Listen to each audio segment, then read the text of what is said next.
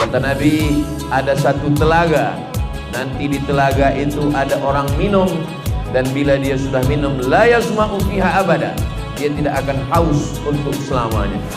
Menurut kitab suci yang saya baca, kalau ada manusia dengan 3 tanda, dia dinaungi awan, dia bersimpuh sujud batu dan kayu, maka dia adalah Nabi akhir zaman yang lahir sebagai yatim, ayah dia sudah meninggal dunia. Usaid peniaga, Abdullah peniaga, Khadijah peniaga, Nabi Muhammad SAW peniaga. Setiap kali barang dagangan perniagaan ini dibawa oleh Nabi Muhammad SAW, ini barang-barang laku, tak seperti orang lain yang membawa.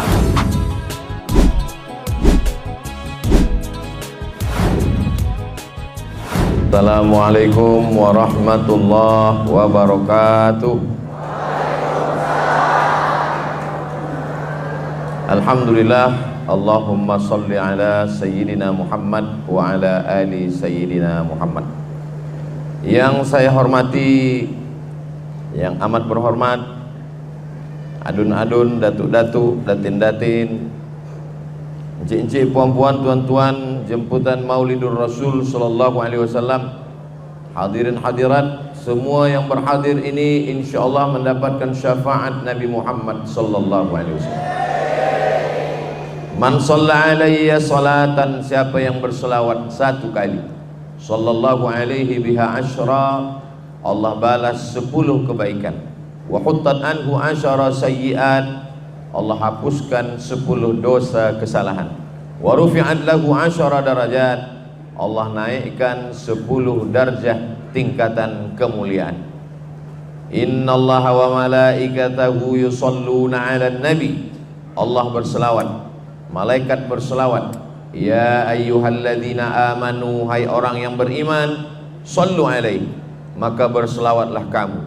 Selawat Allah maknanya Allah memberikan ridha dan rahmat. Selawat malaikat maknanya malaikat memintakan ridha dan rahmat kepada Allah untuk Sayyidina Muhammad sallallahu alaihi wasallam. Selawat kita, maka sahabat bertanya, selawat Allah kami dah tahu, selawat malaikat kami pun tahu, bagaimana dengan selawat kami ya Rasulullah? Maka Nabi mengatakan, ucapkanlah Allahumma salli ala Sayyidina Muhammad wa ala ali Sayyidina Muhammad. Maka inna salatakum ma'rudatun alayya, salawat kamu itu dibawa ke makamku di kota Al-Madinah Al-Munawwarah. Lalu kemudian sahabat bertanya, kaifa salatuna ma'rudatun alayka wa qad arimta, bagaimana salawat kami dibawa kepada engkau padahal engkau sudah mati, sudah menyatu dengan tanah? Maka Nabi menjawab, innallaha harramal arda ajsadal anbiya, Allah mengharamkan tanah memakan jasad nabi-nabi. Maka Nabi Muhammad sallallahu alaihi wasallam tidak dimakan cacing tanah. Begitu juga dengan penghafaz Quran, begitu juga dengan para mursyid, para alim, para ulama. Terbukti dengan digalinya beberapa kubur dan orang yang mati syahid ketika peristiwa banjir di pemakaman Bukit Uhud. Lalu kemudian nampaklah pada masa Khalifah Umar bin Khattab, nampaklah ujung kaki daripada Sayyidina Hamzah yang meninggal syahid pada perang Uhud. Agar supaya tidak timbul fitnah, maka ditimbunlah lagi dengan tanah, padahal dia sudah meninggal pada zaman Nabi. Nabi menjadi wafat diteruskan oleh Abu Bakar Siddiq 2 tahun. Selepas 2 tahun Abu Bakar, naik Sayyidina Umar. Maknanya sudah bertahun-tahun, tapi bekas darahnya masih mengalir dan kulitnya masih ada, dagingnya pun masih sempurna. Maka Allah ingin menunjukkan bukan hanya orang yang mati syahid, apalagi Nabi Muhammad sallallahu alaihi wasallam, untuk menambah bagi yang beriman bertambah imannya, bagi yang ingkar terbuka pintu hidayah. Begitulah Allah memuliakan Nabi Muhammad.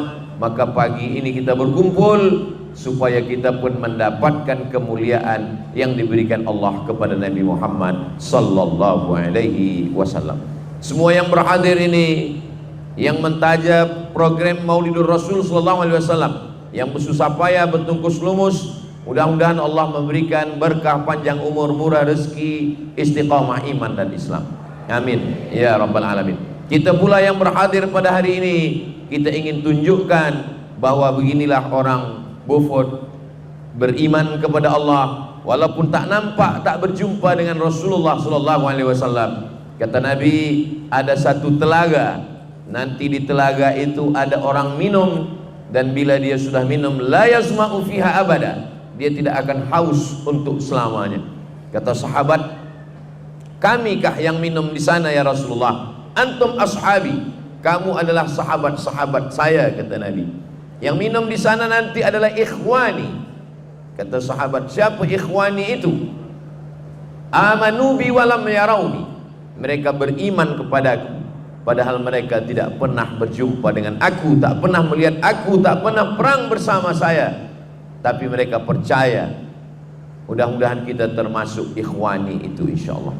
Ketika di padang mahsyar panas terik, tak boleh ada yang minum, tidak boleh ada yang dapatkan nikmat, tapi yang mendapat nikmat adalah umat Nabi Muhammad sallallahu alaihi wasallam. Tadi saya tengok pandang ke belakang, peringkat daerah Beaufort, Kamis 8 pagi, pengarangan dataran Bagandang Beaufort, Sabah, Malaysia, bersama Ustaz Abdul Somad. Saya nak tengok tajuk, rupanya tak ada tajuk.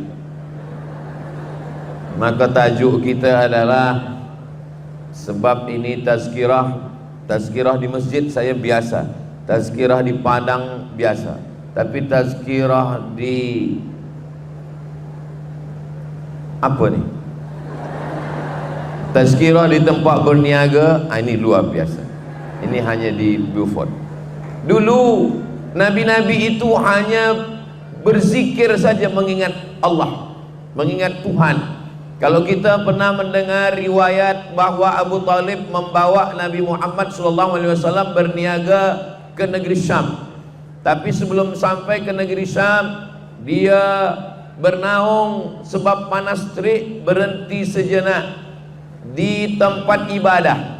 Manusia yang beribadah di dalam itu namanya Bahira. Lalu Nabi SAW dengan Abu Talib berlindung dari panas terik matahari. Lalu kemudian Bahira keluar dari dalam tempat ibadah itu. Kerana dulu ahli ibadah memang tak boleh keluar rumah. Makanan dihantar, pakaian kotor diambil, dibagi lagi pakaian yang bersih. Dia hanya di dalam saja beribadah. Nama tempat ibadah itu Som'ah namanya.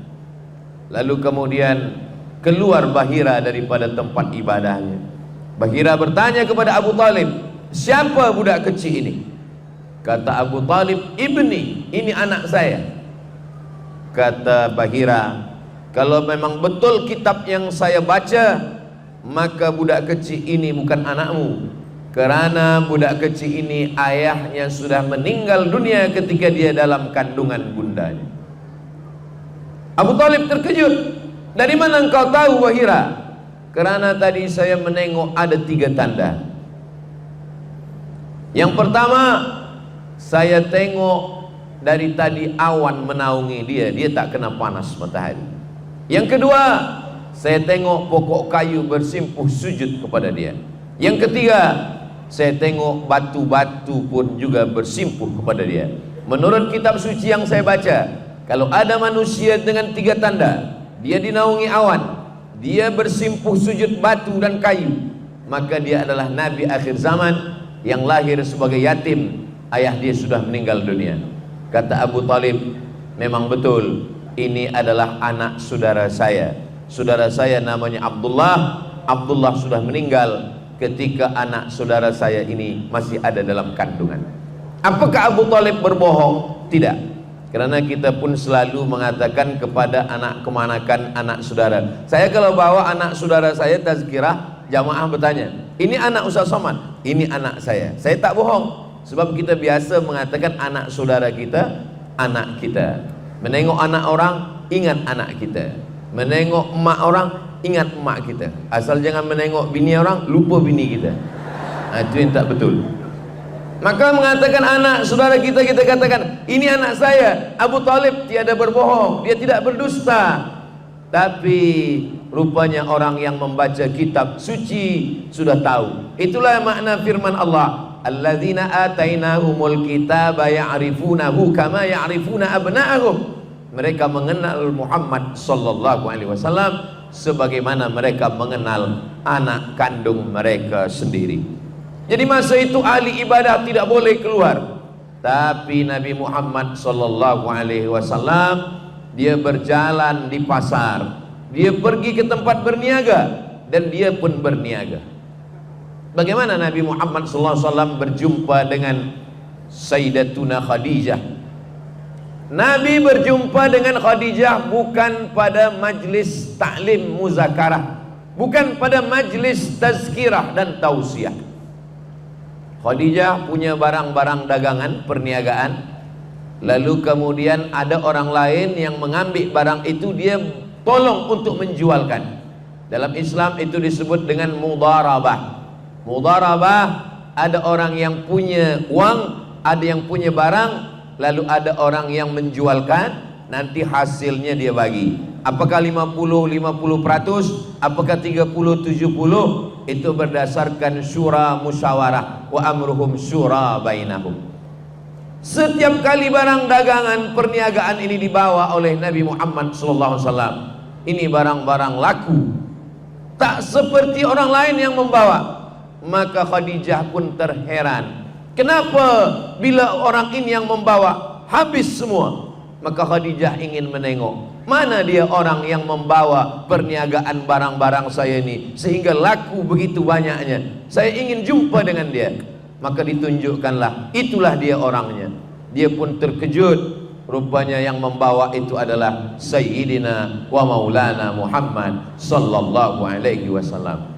Kenapa barang-barang yang dibawa oleh Nabi itu laku? Karena Nabi itu Sayyidul awwalina wal akhirin, Sayyidul kaunaini was saqalain. Belum lagi membeli barangnya, baru menengok orangnya, orang sudah suka, orang sudah jatuh hati. Saya seandainya ada orang minta tolong ke saya, Ustaz Somad, tolong bantu saya untuk berikan iklan, endorse, saya nak jual susu. Endorse-nya apa? Bila minum ini nanti badan akan gemuk sikit. Saya tak mau. Kenapa? Karena bila saya jual orang tak percaya. Bila orang tengok, tonton di TikTok, di YouTube, dia tengok, oh macam ini yang jual, badan dia pun kurus. Jadi apa yang kita jual, kita mestilah menarik seperti Nabi Muhammad SAW, membuat orang terpukau. Maka bila ada kita mendengar hari ini lagu Qamarun, Qamarun, Qamarun, Qamarun sidnan Nabi, Qamarun. Qamarun artinya bulan.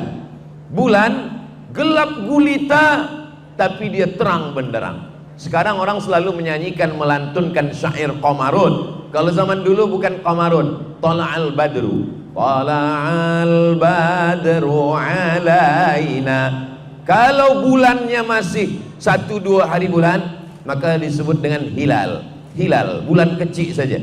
Tapi kalau bulan itu sudah sempurna 15 hari bulan, dia adalah Badar. Nah, jadi Badar ini pun sudah menjadi nama orang-orang Melayu.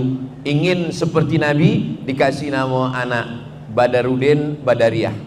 Nah, mohon maaf kalau kebetulan namanya saya sebut. Nama adalah doa. Sebab dengan doa nama yang baik-baik itu, maka diharapkan dia seperti Nabi Muhammad SAW. Ada guna nama hilal, ada nama guna badar, ada nama guna qamar. Ada nama hilal, ada badar, ada qamar. Ketiga-tiganya adalah sifat daripada Nabi Muhammad sallallahu alaihi wasallam. Jadi Nabi sallallahu alaihi wasallam berniaga. Bagaimana Nabi berjumpa dengan Khadijah? Dalam perniagaan. Nabi sallallahu alaihi wasallam punya ayah. Nama ayahnya Abdullah. Abdullah meninggal ketika Nabi 2 bulan dalam kandungan Aminah, dan ketika itu perjalanan Abdullah adalah juga perjalanan perniagaan. Dia pergi dari kota Makkah lalu kemudian dia ke kota Yasrib, namanya belum berubah, namanya waktu itu masih lagi Yasrib, itulah sekarang kota Al-Madinah Al-Munawwarah. Dalam perdagangan itu, perniagaan itu, dia meninggal dunia. Ayahnya seorang peniaga, istrinya seorang peniaga, dia juga seorang peniaga. Muhammad, anak Abdullah, anak Abdul Muthalib, anak Hashim, anak Abdi Manaf, anak Qusay. Qusay datuk dia yang kelima. Abdullah, Abdul Muthalib, Hashim, Abdi Manaf, Qusay. Qusay juga seorang peniaga. Jadi yang membina rumah besar di kota Makkah Al-Mukarramah, nama rumah itu Darun Nadwah. Dar artinya rumah, Nadwah tempat berkumpul. Darun Nadwah, rumah paling besar tempat berkumpul, itu dibina oleh datuk Nabi yang kelima, Abdullah, Abdul Muthalib, Hashim, Abdi Manaf, Qusay. Qusay juga seorang peniaga. Qusay peniaga, Abdullah peniaga, Khadijah peniaga, Nabi Muhammad SAW peniaga. Ketika turun ayat yang mengharamkan riba, riba yang pertama diharamkan adalah riba Abbas. Abbas pakcik Nabi juga peniaga. Jadi kalau kita hitung kira dari keliling keluarga Nabi SAW, Abdullah peniaga, Abdul Muttalib yang memberikan air minum, semua jamaah haji yang datang disediakan air minum, dan dialah yang memegang kunci Ka'bah. Abdul Muttalib juga peniaga, Abdullah peniaga, Abdul Muttalib peniaga, Qusay peniaga, Khadijah peniaga, Abbas peniaga, Muhammad sallallahu alaihi wasallam peniaga. Jadi kalau ada di antara kita yang berniaga, maka dia sudah melaksanakan sunnah Nabi Muhammad sallallahu alaihi wasallam. Jadi yang di hadapan saya ini, encik puan tuan semua yang berniaga, mungkin sebab maulid ini tutup tempat niaga, atau memang buka selepas tazkirah Maulidur Rasul sallallahu alaihi wasallam, maka berniaga ini juga adalah bagian dari sunnah. Kalau kita baca sejarah Islam, bagaimana dulu para ulama dari Jazirah Arab datang ke bumi Melayu, maka mereka juga melalui perniagaan. Mereka datang membawa barang-barang, lalu kemudian mereka membawa rempah-rempah kembali lagi ke Jazirah Arab, bertemunya itu dalam perniagaan. Umat Islam tidak boleh meninggalkan perniagaan. Sekarang banyak orang ketika dia sudah bertaubat, selepas dia berhijrah, selepas dia mengaji, lalu dia tinggalkan perniagaan, dia sibuk berzikir, membaca Yasin, membaca Quran, berzikir, tahlil, lalu meninggalkan perniagaan. Selepas itu perniagaan diambil oleh orang lain. Maka dalam Islam diajarkan at-tajir peniaga, as-sadiq yang jujur, al-amin amanah. Peniaga yang jujur, yang amanah, dia bersama dengan empat. Kalau dia mati, ma'an nabiyyin, bersama nabi-nabi, was-siddiqin, bersama orang yang benar, was-syuhada, bersama orang mati syahid, was-salihin, bersama orang-orang yang saleh.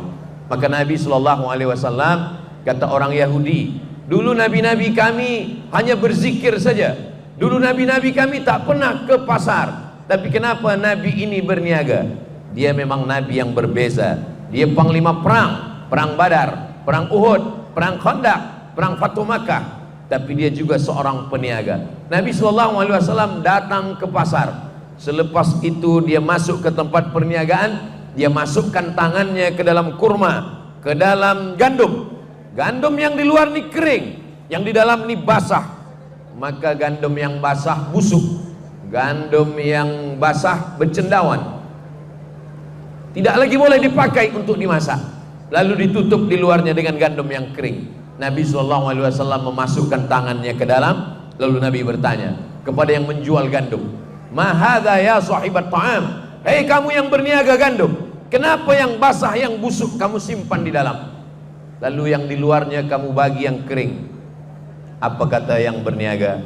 Asabahul matar, kena hujan ya Rasulullah. Kalau saya nampakkan yang basah kena hujan ini tak laku, orang tak nak beli, maka saya tutupi dengan yang kering. Maka keluarlah hadis Nabi SAW, man ghasyana falaysa minna. Siapa yang menipu, siapa yang membohong, siapa yang membuat penipu, tipu-tipu, falaisa minna, maka dia bukan umat Nabi Muhammad sallallahu alaihi wasallam. Jadi dalam Islam banyak orang baik ketika sedang sembahyang, banyak orang baik ketika sedang haji, banyak orang baik di bulan Ramadan, tapi banyak orang yang curang ketika di tempat perniagaan. Maka Islam mengajarkan kita, Allah yang kita sembah di masjid, Allah yang kita sembah di padang Arafah, Allah itu juga yang mengawasi kita, yang memperhatikan kita di tempat perniagaan. Itulah kenapa pagi bila kita masuk ke tempat niaga, kita baca ayat kursi. Banyak orang mengatakan membaca ayat kursi itu untuk menjaga perniagaan daripada sihir, daripada jampi-jampi, daripada magic, daripada kejahatan orang. Tapi sebenarnya dua-duanya betul. Dia untuk yang luar menjaga daripada sihir orang lain, tapi ke dalam sebagai peniaga dia merasa sedang diperhatikan Allah. Yang memberikan saya tempat berniaga ni Allah. Adakah Tuhan selain dia? La ilaha illa huwa. Kalau saya sekarang hidup, dia maha hidup, Al-Hayyu. Kalau sekarang saya hidup, dia mengatur kehidupan saya, Al-Qayyum. Dan dia tidak mengantuk. Kalau saya takut curang, takut bohong, takut tipu kerana ada kamera CCTV, maka yang mengawasi saya bukan CCTV, yang mengawasi adalah dia. La ta'khudhuhu sinatun wala naum.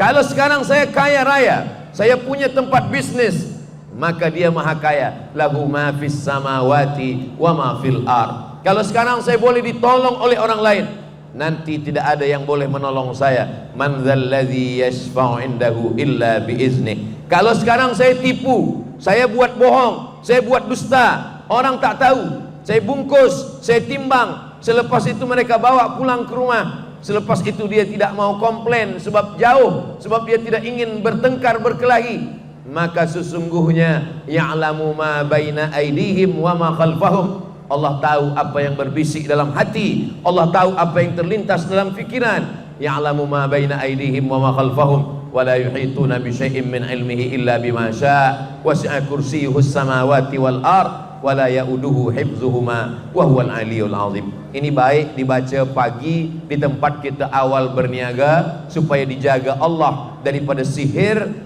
dan Allah juga menjaga hati kita supaya kita tidak curang dan tidak jahat.